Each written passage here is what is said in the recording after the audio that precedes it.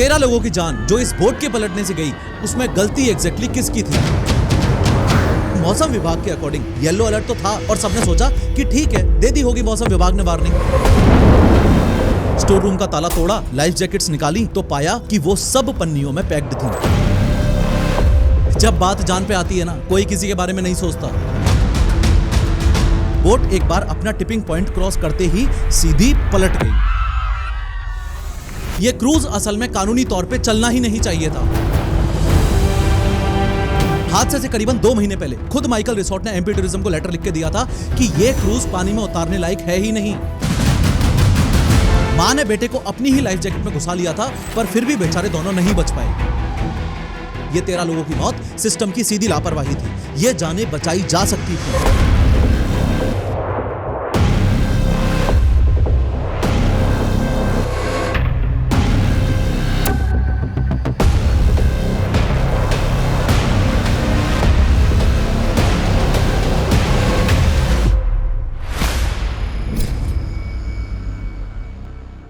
देखो, अपने देश में मध्य प्रदेश में यहाँ मौजूद है जबलपुर। जबलपुर से करीबन 1 घंटे की दूरी पे नर्मदा नदी के किनारे पे यहाँ मौजूद है बरगी डैम बोटिंग पॉइंट। ये वही लोकेशन है जहाँ से ये नर्मदा क्वीन नाम के क्रूज में वो लोग सवार हुए थे जिनकी 30 अप्रैल 2026 की शाम को क्रूज डूबने की वजह से जान चली गई। और खमरिया आइलैंड के पास ये वो लोकेशन है जहाँ तेज आंधी तूफान और खतरनाक लहरों की वजह से ये क्रूज डूबा और 13 लोगों की जान चली गई। इस बोटिंग पॉइंट से कुछ ही दूरी पर मौजूद है ये बरगी डैम जो 1988 में बनके तैयार हुआ था। इतना समझ आ गया ना? ये मध्य प्रदेश का वो एक शहर जबलपुर, 1 घंटे की दूरी पे ये बरगी डैम, ये वो बरगी डैम बोटिंग पॉइंट जहां से लोग क्रूज पे चढ़े थे, और ये वो लोकेशन जहां पे क्रूज डूबा था। ठीक है यहाँ तक? अब आगे बढ़ते हैं। ये देखो, ये जो रेड लाइन बन रही है, ये पूरा एक राउंड हुआ करता था इस क्रूज का। इस राउंड को कंप्लीट करने में 45 मिनट्स लगते थे। उसके अलावा ये जो बरगी डैम बोटिंग पॉइंट है, इसके पास ही यहाँ पे है ये माइकल रिसोर्ट। टिकट काउंटर यहाँ इस माइकल रिसोर्ट में ही था। ये Michael resort Madhya Pradesh tourism department का ही था, यानी एक तरह से मध्य प्रदेश सरकार ही चलाती थी इसको। ध्यान देने वाली बात यह है कि बरगी की क्रूज और बाकी water activities Michael resort manage करता था, जो एमपी गवर्नमेंट के अंडर आता है। मतलब इनडायरेक्टली जो नाव डूबी, ये बोटिंग पॉइंट, ये माइकल रिसोर्ट, इन सब की जिम्मेदारी मध्य प्रदेश गवर्नमेंट की ही थी।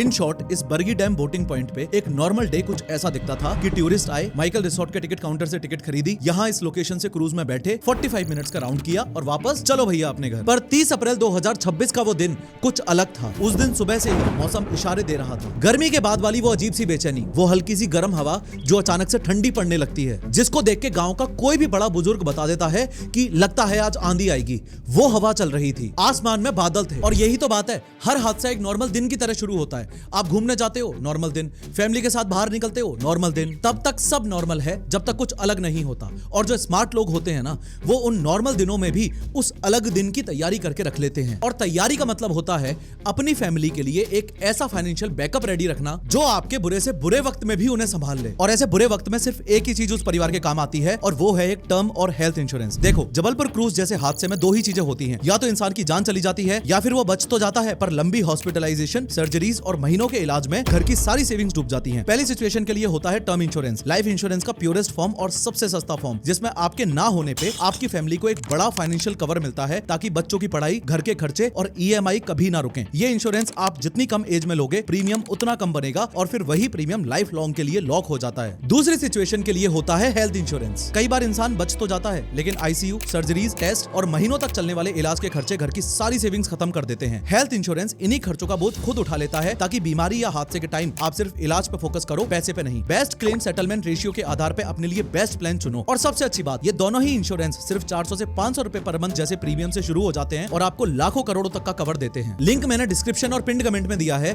तो अभी जाओ और अपने उस अलग दिन की तैयारी आज ही कर लो। और यहाँ बात सिर्फ आसमान के इशारों की नहीं है, खुद सरकार के अपने मौसम विभाग ने पहले से साफ साफ वार्निंग दे रखी थी। और यहीं पे इस पूरी कहानी का असली ट्विस्ट छुपा है। हमारे देश का मौसम विभाग यानी आईएमडी किसी भी खतरे को 4 कलर्स में बांटता है। ग्रीन मतलब सब ठीक है, येलो मतलब होशियार हो जाओ और नजर बनाए रखो, ऑरेंज मतलब तैयार हो जाओ, और रेड मतलब अभी के अभी एक्शन लो। यानी येलो अलर्ट का मतलब ये नहीं होता कि छोड़ो यार कुछ नहीं होगा। ये एक साफ वार्निंग है कि मौसम कभी भी बिगड़ सकता है, सावधानी रखो और खासकर खुली जगह और पानी वाली एक्टिविटीज से दूर रहो। पर येलो अलर्ट के बावजूद भी टूरिस्ट दोस्त लोग टिकट खरीद के इस क्रूज में चढ़ते जा रहे थे। शाम के 5:15 बज चुके हैं। 27,000 रुपए पर मंथ की सैलरी पे काम करने वाला क्रूज का ये पायलट महेश पटेल भी अपने केबिन में आ चुका है और उसने इंजन स्टार्ट कर दिया है। जितनी देर इंजन गर्म हो रहा है उतनी देर ये समझो कि इस क्रूज के टोटल 2 फ्लोर्स हैं। ये है ग्राउंड फ्लोर और ये है टॉप फ्लोर। ये है फ्रंट साइड जहाँ पे टॉप फ्लोर पे ही पायलट का केबिन भी है और ये बैक साइड जहाँ पे ऊपर वाले फ्लोर पे जाने के लिए सीढ़ियां भी हैं। जेटी के साथ अगर क्रूज इस तरह से लगा हुआ है तो पीछे की साइड से ही लोग इस क्रूज पे चढ़ते हैं और पीछे की साइड से ही टॉप फ्लोर पे जाने के लिए ये सीढ़ियां हैं। ग्राउंड फ्लोर पे जब अंदर की तरफ आते हैं तो यहाँ इस स्टोर रूम में सारी लाइफ जैकेट्स इन लोगों ने ताला मार के बंद करके रखी हुई थी। आज हादसे वाले दिन ये लोग जो ग्राउंड फ्लोर के इंटीरियर पे अलग अलग चेयर, कुर्सी, सोफा वगैरह पे बैठे हैं, इनके पास कोई लाइफ जैकेट्स नहीं थी। ग्राउंड फ्लोर के इंटीरियर में घुसते ही यहाँ 2 एसी लगे हुए थे और ये ग्राउंड फ्लोर के फ्रंट साइड का एक्सटीरियर था जहाँ से लोग बाहर खड़े होके फुल नजारा, फुल व्यू, फुल मस्ती मजे ले रहे थे। काफी देर हो चुकी है, इंजन गर्म हो चुके हैं। क्रूज के पायलट ने क्रूज को बढ़ाना शुरू कर दिया है और सारी कहानी सिर्फ इतनी सी है कि मौसम विभाग के अकॉर्डिंग येलो अलर्ट तो था, पर जिस समय क्रूज अपनी राउंड ट्रिप के लिए चला यानी कि 30 अप्रैल 2026 की वो शाम के 5:16 पर, उस समय मौसम बहुत ज्यादा खराब नहीं था और सबने सोचा कि ठीक है, दे दी होगी मौसम विभाग ने वार्निंग। देखने में तो रियल लाइफ में सब सही ही लग रहा है ना। एक रूल और जो तोड़ा था वो ये कि क्रूज पे नियम के अनुसार हमेशा 3 लोग साथ जाने चाहिए थे, एक पायलट और 2 हेल्पर्स। लेकिन आज के दिन इस राउंड पे पायलट महेश पटेल के साथ सिर्फ और सिर्फ एक ही हेल्पर था, छोटे लाल। Cruise Bargi dam boating point की जेटी से काफी दूर आ चुका है और चिंता की बात यह है कि मौसम बिगड़ता ही जा रहा है। जेटी मतलब पानी के किनारे से थोड़ा आगे तक बना हुआ वो प्लेटफॉर्म या पुल जैसा स्ट्रक्चर जहां बोट आके रुकती है और लोग उस पे से क्रूज में चढ़ते हैं और उतरते हैं। एक पायलट और एक हेल्पर यानी कि क्रूज के 2 ऑफिशियल स्टाफ को मिला के इस वक्त इस क्रूज में टोटल 41 लोग मौजूद हैं। क्रूज अब काफी दूर आ चुका है, इतना दूर कि अब मुड़ के वापस जाने का टाइम है, पर मौसम भी इस कदर बिगड़ चुका है कि लोगों को धीरे धीरे मन ही मन घबराहट हो रही है कि अगर मौसम और ज्यादा बिगड़ा तो लहरें इतनी बड़ी, इतनी ताकतवर और इतनी ऊंची हो जाएंगी कि क्रूज पलट सकता है। धीरे धीरे मौसम और ज्यादा बिगड़ने लगा। तेज आंधी, तेज तूफान, तेज बारिश और ऊंची ऊंची लहरें। खमरिया आइलैंड के पास मौजूद जल जीवन मिशन प्रोजेक्ट पे काम कर रहे कुछ कारीगरों ने इस क्रूज के पायलट को बोला कि मौसम बिगड़ रहा है, यहीं किनारे लगा ले इसको, पर उनके अकॉर्डिंग पायलट नहीं माना। इतनी तेज लहरों के बीच जैसे ही पायलट ने बरगी डैम बोटिंग पॉइंट पे वापस जाने के लिए क्रूज को मोड़ा तो नीचे वाले फ्लोर को तोड़ते हुए पानी अंदर घुस गया। यही वो मोमेंट था जब क्रूज पे मौजूद सभी 41 लोगों को अपनी मौत आंखों के सामने खड़ी हुई दिखाई दी और लाइफ जैकेट कहाँ है भाई, लाइफ जैकेट कहाँ है का हंगामा शुरू हुआ। लाइफ जैकेट तो असल में इस ताले में ग्राउंड फ्लोर पे स्टोर रूम में बंद थी। 3 लोग गए, स्टोर रूम का ताला तोड़ा, लाइफ जैकेट्स निकाली तो पाया कि वो सब पन्नियों में पैक्ड थी। उन लाइफ जैकेट्स को जैसे ही ऊपर लेके आए तो छीना झपटी शुरू हो गई। जब बात जान पे आती है तो कोई किसी के बारे में नहीं सोचता। तुरंत लाइफ जैकेट्स बट गई, खत्म हो गई। फिर से वो लोग स्टोर रूम में नीचे गए और भी लाइफ जैकेट्स आए और तब जाके सबको लाइफ जैकेट्स मिल पाए। पर मौत को इतना करीब देख के जो पैनिक फैला, जो इधर उधर की भगदड़ मची, उस भगदड़ ने बोट के पलटने में और ज्यादा मदद की। ध्यान से समझो कैसे। इनफैक्ट डिस्ट्रिक्ट कलेक्टर ने भी बाद में बताया था कि सिर्फ लहरें और हवा की वजह से बोट नहीं पलटी, सेंटर ऑफ ग्रेविटी का भी इसमें रोल था। पहली बात, सेंटर ऑफ ग्रेविटी होता क्या है और बोट सीधी कैसे टिकती है। देखो, हर चीज का एक सेंटर ऑफ ग्रेविटी होता है, मतलब एक वो पॉइंट जहां उस चीज का सारा वेट मानो सिकुड़ के बैलेंस करता हो। बोट के लिए रूल बिल्कुल सिंपल है, ये सेंटर ऑफ ग्रेविटी जितना नीचे हो, पानी के जितना करीब हो, बोट उतनी ही स्टेबल रहती है। इसका बेस्ट एग्जांपल है वो गुड़िया जिसे तुम कितना भी गिरा दो वो हमेशा वापस सीधी खड़ी हो जाती है, क्योंकि उसका सारा वेट नीचे नीचे भरा होता है। नॉर्मल ट्रिप में लोग लोअर डेक पे बैठे रहते हैं तो वेट नीचे रहता है और बोट अपने आप सीधी रहने की कोशिश करती है, पर उस शाम उल्टा हुआ। जैसे ही लोगों को लगा कि बोट डूबने वाली है और बोट डूबनी नीचे से शुरू होगी तो मैक्सिमम लोग ऊपर वाले ओपन डेक पे इकट्ठे हो गए, जिससे बोट का सारा ह्यूमन वेट ऊपर शिफ्ट हो गया। अब ऊपर भारी, नीचे हल्की, यानी स्टेबिलिटी का एग्जैक्ट उल्टा हो गया। यही सेम कॉन्सेप्ट मैंने इस ई रिक्शा वाली लॉन्ग वीडियो में भी बताया था कि ये dangerous E rickshaws centre of gravity की वजह से तुरंत कैसे पलट जाते हैं और इनका कितना खतरा है, इस वीडियो में जरूर देखना। खैर, ये क्रूज, ये बोट अब एक ऐसी चीज बन गई जो जरा सा धक्का लगते ही एक तरफ लुढ़कने को तैयार थी, क्योंकि सेंटर ऑफ ग्रेविटी ऊपर शिफ्ट हो चुकी थी। ऊपर से अब इसी अनस्टेबल बोट में स्टॉर्म ऐड कर दो और देखो चेन रिएक्शन कैसे चला। अचानक से 40 से 50 किलोमीटर पर आवर की हवा और लहरें बोट को साइड से धक्का देने लगी और बोट जोर से झूलने लगी। अगर सेंटर ऑफ ग्रेविटी नीचे होती तो बोट थोड़ा झुक के वापस सीधी हो जाती, पर सेंटर ऑफ ग्रेविटी ऊपर शिफ्ट होने की वजह से ये वापस सीधे होने वाला फोर्स ही कमजोर पड़ गया। फिर जैसे ही बोट एक तरफ ज्यादा झुकी और नीचे वाले किनारे से पानी लोअर डेक के अंदर घुसने लगा तो यहीं से सबसे खतरनाक लूप शुरू हुआ। अंदर आया पानी इधर उधर बहता है, वेट और बढ़ाता है और बैलेंस बिगाड़ता है। इसके ऊपर से पैनिक में लोग इधर उधर भागे, वेट एक और तरफ शिफ्ट हुआ और बोट एक बार अपना टिपिंग पॉइंट क्रॉस करते ही सीधी पलट गई। नीचे डेक वाले लोग इसलिए फंस गए क्योंकि पानी पहले वहीं भरा और पलटी होने पे निकलने का रास्ता बंद हो गया। तभी ज्यादातर मौतें नीचे नीचे हुई और बोट लगभग 20 मीटर गहरे पानी में समा गई। साफ बात ये है कि फिजिक्स ने वही किया जो उसे करना ही था। गलती फिजिक्स की नहीं थी, गलती ये थी कि बोट पे कोई ट्रेंड बंदा था ही नहीं जो लोगों को ऊपर जमा होने से रोकता, टाइम पे जैकेट पहनाता या अलर्ट देख के इस पूरी ट्रिप को ही रोक देता। 13 लोगों की जान जो इस बोट के पलटने से गई, उसमें गलती एग्जैक्टली किसकी थी? क्यों माइकल रिसोर्ट वाले येलो अलर्ट होने के बाद भी टूरिज्म चला रहे थे? क्यों वो माँ बेटे एक ही लाइफ जैकेट में फंसे रह गए? क्यों उनकी जिंदगी की कीमत सिर्फ 6 लाख रुपए बन के रह गई? और कैसे आप खुद को इस प्रकार के हादसों से फ्यूचर में बचा सकते हो, एक एक करके इस वीडियो में समझते हैं। लेकिन हर बार की तरह शुरू से शुरू करते हैं। सबसे पहली बात, इस पूरे हादसे के लिए एग्जैक्टली कौन रिस्पॉन्सिबल है? इसको सही से समझने के लिए आपको यह समझना होगा कि खराब वेदर यानी कि येलो अलर्ट को इग्नोर करना, प्लस क्रूज पे मौजूद इनकम्प्लीट नंबर्स में देसी अनट्रेन्ड क्रू का होना, प्लस अफरा तफरी मचते ही सभी लोगों का टॉप फ्लोर पे जाके सेंटर ऑफ ग्रेविटी को शिफ्ट करना, प्लस और मोस्ट इंपोर्टेंटली लाइफ जैकेट्स को ताले में बंद करके रखना। ये चारों ही मोस्ट इंपोर्टेंट फैक्टर्स थे जिनकी वजह से एग्जैक्टली ये हादसा हुआ। पहला सबसे बड़ा कारण है मौसम विभाग की चेतावनी को इग्नोर करना। हादसा शाम को 5:45 बजे हुआ, पर आईएमडी ने उस दिन सुबह ही अलर्ट जारी कर दिया था कि थंडरस्टॉर्म और 40 से 50 किलोमीटर पर आवर की हवाएं चलेंगी, पर क्रूज के पायलट के अकॉर्डिंग उसे येलो अलर्ट के बारे में बताया ही नहीं गया था। तो ऑरेंज अलर्ट था, फिर भी आप लोग लेके गए। ऐसा था कि तेज हवाएं चलेंगी 50 किलोमीटर प्रति घंटा। आप लोग को नहीं बताया गया था कि हवा तेज नहीं बताया गया? नहीं। और लगभग कितने बजे हादसा हुआ जी? मान लीजिए सर करीबन 6:45 करीब पे हुआ सर। एक बड़ा कैच यहाँ पे ये भी है कि जिस समय क्रूज चला था उस समय इतना ज्यादा आंधी तूफान नहीं था, वरना शायद लोग चढ़ते भी ना क्रूज में। इतना दिमाग तो सब में होता है, पर टूरिस्टों को भले ही ना पता हो, इस पायलट को और एमपी टूरिज्म डिपार्टमेंट को तो पता था ना। ये तो बरगी डैम में वहाँ 15 सालों से ज्यादा से है ना कि येलो अलर्ट में क्रूज मत उतारो, मौसम अचानक बिगड़ सकता है। अलर्ट के बावजूद भी एमपी टूरिज्म का क्रूज पानी में उतारा गया और लोगों की जान चली गई। दूसरा सबसे बड़ा कारण है अनट्रेन्ड क्रू। इंडिया में कोई भी एडवेंचर स्पोर्ट्स या टूरिज्म हो, हमें अच्छे से पता है कि मैक्सिमम केसेस में ऑर्गेनाइजर्स की ट्रेनिंग्स और उनके लाइसेंसेस सिर्फ कागजों में होते हैं, असल में नहीं। इस बारे में डिटेल में मैंने अपनी इस deadly adventure sports of India वाली वीडियो में डिटेल में प्रूफ्स भी दिए थे, जरूर देखना। इस क्रूज पर टोटल 39 पैसेंजर्स थे, जिसमें से 15 से 16 तो करीब छोटे छोटे बच्चे ही थे, जो बेचारे अपने माँ बाप, दादा दादी, नाना नानी के साथ घूमने आए थे। ऐसी नाजुक ऑडियंस की क्राउड को मेंटेन करने के लिए गैस करो कितने लोग थे क्रूज पे? सिर्फ एक। सोचो, सिर्फ एक बंदे की जिम्मेदारी थी कि वो सभी बच्चों, बुजुर्गों और महिलाओं की क्राउड की जान बचाएगा अगर कुछ हादसा हो गया तो। क्योंकि इसके अलावा एक जो पायलट था वो तो क्रूज चलाने में बिजी ही रहने वाला था। रूल के हिसाब से जो टोटल 3 होने चाहिए थे, आज के दिन तो वो 3 भी नहीं थे, सिर्फ 2 ही थे, एक हेल्पर और एक पायलट। इनफैक्ट उस हादसे के वो लोग जिनकी जान बच गई, उन्होंने तो ये तक बताया है कि क्रूज डूबने से पहले ही ये दोनों यानी कि हेल्पर्स और पायलट अपनी अपनी जान बचाने के लिए पानी में कूद गए और लोगों की परवाह ही नहीं की। तीसरा सबसे बड़ा कारण हम ऑलरेडी डिस्कस कर चुके हैं,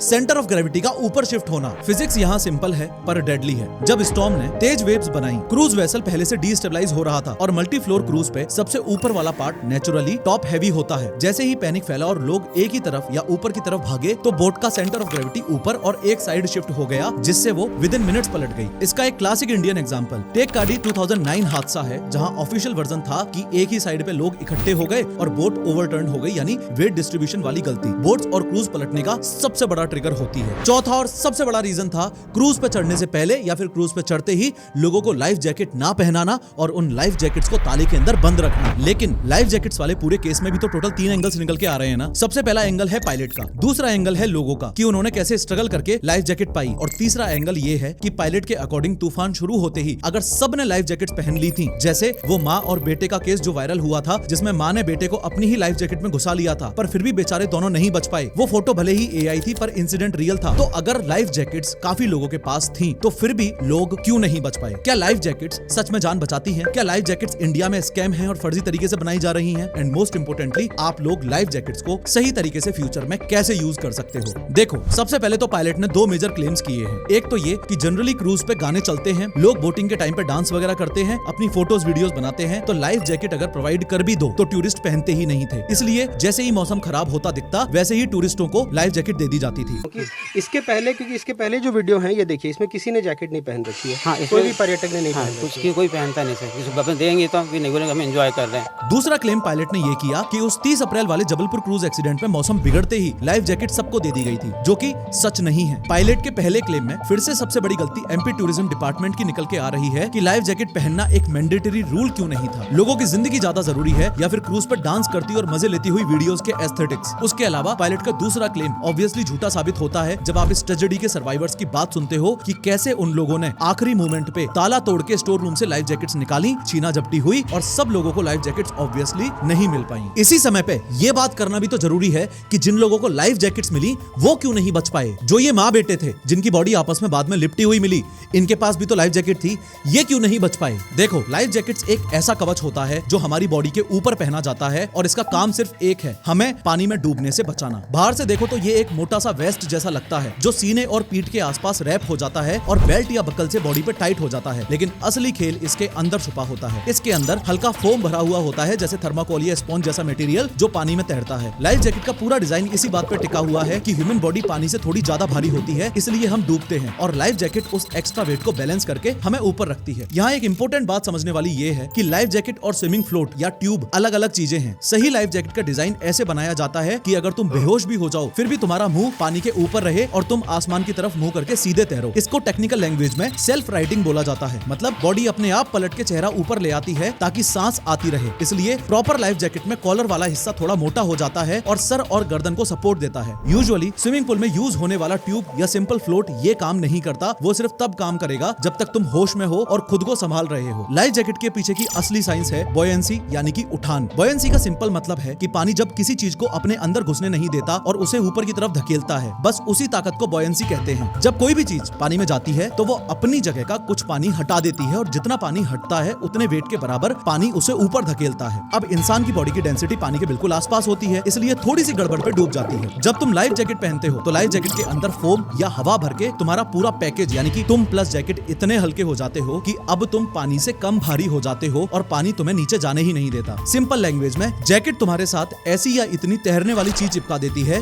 कि ओवरऑल तुम पानी पे फ्लोट करने लगो। पर सोचने वाली बात यह है कि अगर लाइफ जैकेट इतनी ही अच्छी चीज है तो माँ बेटे के केस में काम क्यों नहीं करी। सबसे पहली और सबसे आम गलती, गलत साइज या गलत तरीके से जैकेट को पहनना। बहुत लोग जैकेट को लूजली पहनते हैं, बकल बंद ही नहीं करते या बस हाथ में पकड़ के रखते हैं। ऐसे केस में पानी में गिरते ही जैकेट ऊपर की तरफ झटका मारती है और अगर वो टाइट नहीं है तो तुम्हारे सर के ऊपर से निकल जाती है और तुम खुले में पानी में अकेले रह जाते हो। ये एक सॉलिड रीजन है कि अगर पायलट सही है बाई चांस ये कहने में कि सबको लाइफ जैकेट्स मिल गई थी तो फिर भी 8 डेड बॉडीज बिना लाइफ जैकेट्स के कैसे मिली। पूरे चांसेस हैं कि लास्ट मोमेंट पे लाइफ जैकेट ढंग से टाइटली नहीं बंधी और वो इतनी तेज लहरों के टाइम पे निकल गई होंगी। पोस्टमार्टम हुआ, उसमें से एक सिर्फ महिला जो बच्चे को उसमें भरी थी उन्होंने लाइफ जैकेट पहना था। 8 लोगों के शरीर पे लाइफ जैकेट नहीं थी। नहीं सर, जैकेट तो सभी को दी गई थी, वो नहीं थी कुछ लोगों के शरीर। इसी तरह अगर साइज गलत हो, जैसे बड़े आदमी की जैकेट बच्चे को पहना दी तो वो फिसल जाती है। दूसरी बड़ी बात, लाइफ जैकेट हर सिचुएशन में काम नहीं आती। अगर पानी बहुत तेज बह रहा हो, जैसे बांध या नदी के स्ट्रॉन्ग करंट में, या बहुत ठंडा हो तो जैकेट तुम्हें फ्लोट तो करा देगी पर करंट तुम्हें रॉक्स पे जाके पटक देंगे या ठंड से होश उड़ सकते हैं और तैरना फिर भी मुश्किल हो सकता है। ऐसे ही अगर तुम जैकेट पहन के बहुत डीप या तेज करंट में उल्टे फंस जाओ या कोई चीज जैसे रस्सी या जाल, मशीन तुम्हें नीचे खींच रही हो तो बॉयंसी उस पुलिंग फोर्स के सामने हार सकती है। और सबसे इंपॉर्टेंट, अगर तुम पानी में गिरने से पहले ही पैनिक करके उल्टा सीधा हाथ पैर मारते हो या घबराहट में सांस रोक लेते हो तो चाहे जैकेट सही हो, डर ही तुम्हें डुबा सकता है। मतलब जैकेट तुम्हें तैराती जरूर है पर दिमाग ठंडा और सही ट्रेनिंग वो भी उतनी ही जरूरी चीज है। जबलपुर क्रूज एक्सीडेंट में माँ बेटे के केस में सबसे क्लोजेस्ट रीजन जो निकल के आया वो ये कि जब क्रूज पलटा तो वो दोनों बेचारे बोट के नीचे ही फंसे रह गए थे। उनके रिलेटिव्स तो बाहर आ गए पर वो बेचारे क्रूज के नीचे ही फंसे रह गए। और अगर क्रूज पलटते वक्त आप समय रहते क्रूज से दूर नहीं हुए तो आपकी लाइफ जैकेट किसी काम की नहीं। इतनी भारी क्रूज के नीचे वो कोई काम नहीं करेगी। सच ये है कि लाइफ जैकेट खुले पानी में जान बचाती है पर एक डूबती या पलटती हुई बंद बोट या केबिन के अंदर उसका उठान उल्टा तुम्हें छत से चिपका के बाहर निकलने से रोक सकता है। इसलिए अगर बोट पलट रही हो और तुमने टाइटली जैकेट पहन रखी हो तो सबसे पहले खिड़की या दरवाजे से बाहर खुले पानी में निकलना या दूर कूदना जरूरी है। फिर जैकेट तुम्हें ऊपर रखेगी। जिस बच्चे को तैरना नहीं आता उसे भी अगर सही साइज की लाइफ जैकेट के साथ बाहर खुले पानी में ले आया जाए तो अंदर फंसने से कई गुना बेहतर है। पर ध्यान रखो, लाइफ जैकेट डूब ही नहीं सकती वाली गारंटी नहीं देती है। ठंडे पानी का शॉक, तेज लहरें, करंट और पैनिक जैकेट के बावजूद जान ले सकते हैं। और सबसे इंपॉर्टेंट, बड़े आदमी का जैकेट बच्चे को मत पहनाओ। बड़ा जैकेट बच्चे के सर से निकल जाता है या मुंह पानी में डुबो देता है। बच्चे को हमेशा उनके अपने साइज के अप्रूव्ड जैकेट्स चाहिए। तूफान को बोगस कहना गलत है। लेक और रिवर पे अचानक स्टॉर्म सच में आते हैं और जान लेते हैं। और यहाँ तो पहले से हवा की वार्निंग भी थी जो इग्नोर हुई। असली गलती स्टॉर्म नहीं, सेफ्टी रूल्स की लापरवाही थी। यहाँ तक हमें यह समझ आ चुका है कि जबलपुर क्रूज एक्सीडेंट केस में लाइफ जैकेट्स को लेके पूरी कहानी ये थी कि पायलट ने अपना अलग एंगल दिया कि लोग लाइफ जैकेट ही नहीं पहनना चाहते। लोगों ने अपनी बात भी रखी कि हमें लास्ट मोमेंट पे ताला तोड़ के लाइफ जैकेट्स निकालनी पड़ी और माँ बेटे के केस में लाइफ जैकेट इसलिए मदद नहीं कर पाई क्योंकि वो क्रूज के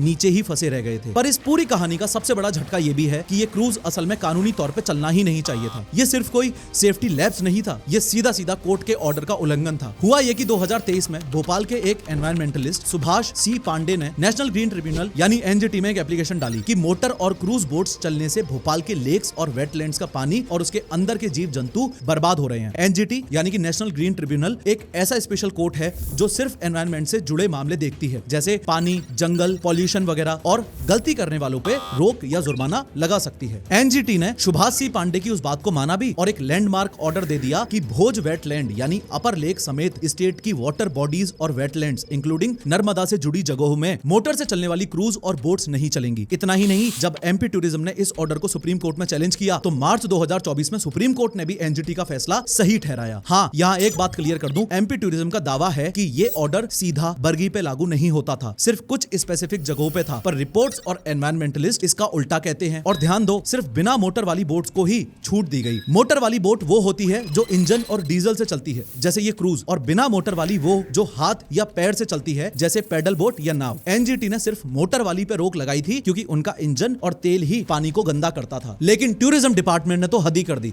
उन्होंने साफ कह दिया कि हमें तो किसी ने भी रोकने का कुछ भी कोई ऑर्डर नहीं दिया है, और ये भी कह दिया कि वो अपनी बोट सर्विसेज बंद नहीं करेंगे। मतलब कोर्ट का ऑर्डर फाइल में पड़ा रहा और बरगी की नर्मदा क्वीन मजे से पानी पे चलती रही। और एक बात एकदम क्लियर कर लो, ये बोट कोई प्राइवेट ठेकेदार नहीं चला रहा था, इसे तो खुद मध्य प्रदेश सरकार को अपना डिपार्टमेंट एमपीएसटीडीसी चला रहा था। कोई प्राइवेट फर्म के पास अगर टेम्परेरी कॉन्ट्रैक्ट हो भी तो भी इनडायरेक्टली है तो सरकार की ही ओनरशिप और जिम्मेदारी ना। मैं बस इतना कहना चाह रहा हूं कि इसे एक्सीडेंट कहना मुझे गलत लगता है। एक्सीडेंट वो होता है जो अचानक हो जाए, बिना वार्निंग के हो जाए, गलती से हो जाए। पर मेरे हिसाब से ये 13 लोगों की मौत सिस्टम की सीधी लापरवाही थी। ये जानें बचाई जा सकती थी, और ये लापरवाही किसी एक आदमी की नहीं बल्कि पूरे सिस्टम ने मिलकर की थी। तभी तो कोर्ट ने इसे क्रिमिनल नेग्लिजेंस और कल्पेबल होमिसाइड का एंगल मानते हुए एफआईआर लिखने का ऑर्डर दिया। जरा लेयर बाय लेयर देखो कि सिस्टम ने कहां-कहां धोखा दिया। पहला धोखा, पैसे का लालच और गड़बड़। बोट में 40 से ज्यादा लोग बैठे पर टिकट सिर्फ 29 के ही कटे, यानी काफी लोग बिना टिकट के घुसे। और अब सवाल ये है कि हर टिकट के 200 रुपए के हिसाब से बाकी पैसा कहां गया। ये बिना टिकट वाली एंट्री और पैसे की गड़बड़ी पूरी तरह जांच का सब्जेक्ट है। पैसे का लालच यहाँ भी कि येलो अलर्ट था फिर भी एमपी टूरिज्म ने बोटिंग चालू रखी, जबकि उन्हें वो तब तक बंद कर देनी चाहिए थी। दूसरा धोखा, मेंटेनेंस। ये लगभग 20 साल पुरानी बोट थी जिसके इंजन पहले से ही खराब थे। और सबसे बड़ी बात, हादसे से करीबन 2 महीने पहले 1 मार्च को खुद माइकल रिसोर्ट के मैनेजमेंट ने एमपी टूरिज्म को लेटर लिख के दिया था कि ये क्रूज पानी में उतरने लायक नहीं है। हैदराबाद के एक्सपर्ट्स ने साफ बोला था कि इंजन पुराने हो चुके हैं, स्पेयर पार्ट्स मिलते नहीं, इन्हें तुरंत बदलो। फिर भी रिवर नर्मदा के रिजर्वायर में जहां तूफान आ सकता है वहां ये बीमार बोट उतार दी गई। ये लापरवाही नहीं,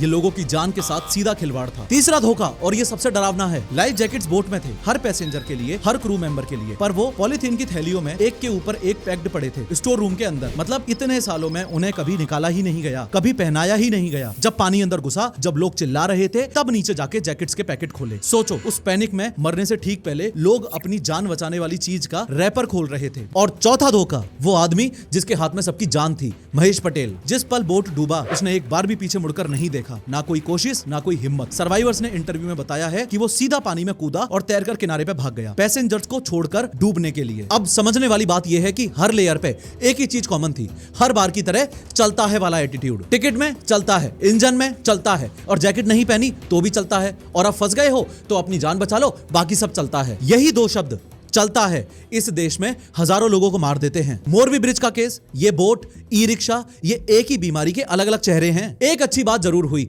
जबलपुर कोर्ट ने खुद आगे बढ़ के सुओ मोटो कॉग्निजेंस लिया, एफआईआर का ऑर्डर दिया और बीएनएस सेक्शन 106 और 1110 लगाए। कोर्ट ने साफ साफ कहा कि अगर इस ड्राइवर पे एक्शन नहीं हुआ तो कल के दिन हर बोट ड्राइवर ऐसी मुसीबतों में लोगों को छोड़ के भाग जाएगा। पर सच ये है कि कोर्ट एक एफआईआर बाद में जरूर लिखवा सकता है, लेकिन वो 13 सांसें वापस नहीं ला सकता। सिस्टम ने पहले लालच में इन लोगों को बोट में बिठाया और फिर लापरवाही से उन लोगों को बोट से डुबा दिया, और आखिर में ड्राइवर ने उन्हें अकेला छोड़कर डूबने के लिए पानी में पटक दिया। जबलपुर क्रूज हादसे में 13 लोगों की जान उनके डूबने से नहीं, ये हमारे सिस्टम के चलता है वाले एटीट्यूड की वजह से गई है। ऐसे कई इंसिडेंट्स हैं जो बताते हैं कि आगे आने वाले टाइम के लिए रेडी रहना कितना जरूरी है, और इसमें आपकी मदद करेगा टर्म इंश्योरेंस और हेल्थ इंश्योरेंस। पिन कमेंट और डिस्क्रिप्शन में लिंक चेक करो और अपने लिए बेस्ट प्लान लो। ऑनलाइन लेने पर 15 से 25% तक का डिस्काउंट तो मिलेगा ही, इसलिए मैं आप पे छोड़ रहा हूं कि आपको कौन सा प्लान लेना है। खैर, इस वीडियो पे क्लिक करके 3D एनिमेशन की मदद से ध्यान से समझो कि एक अकेले अब्दुल हमीद ने 8 पाकिस्तानी टैंकों को कैसे उड़ा दिया था।